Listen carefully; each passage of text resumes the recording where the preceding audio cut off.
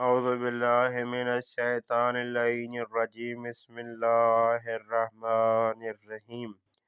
आज का हमारा 24वां दर्स मुकदमे किताब फ़ारसी जदीद से वाये शनासी सीन। आज हम सीन तक पहुँचे हैं। ठीक है जी, गौर करें। अलिफ सालात, सालात कहाँ है? नंबर 3 पर।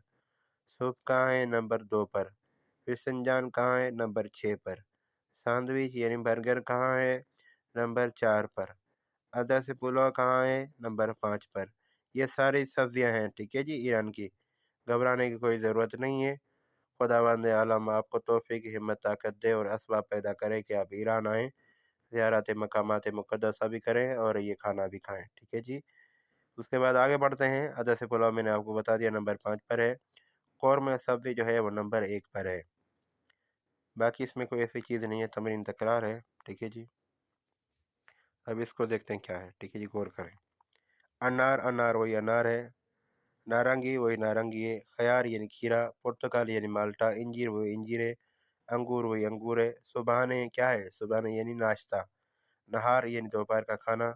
शाम यानी रात का खाना।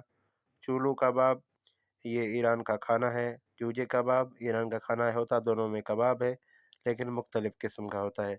नान यानी रोटी, नान यानी रोटी। गिरदो यानी अखरोट। पनीर वही पनीर। दुख्तर, दुख्तर यानी लड़की। नखूद सब्ज़, नखूद सब्ज़ यानी मटर। ज़ाफ़रान यानी ज़ाफ़रान। जैतून यानी जैतून। सब्ज़ यानी सब्ज़ी। सीबे ज़मीनी यानी आलू, सीबे ज़मीनी यानी आलू। ठीक है जी, सलाद यानी सलाद। सूप यानी सूप। फिसंजान इनकी एक सब्ज़ी है।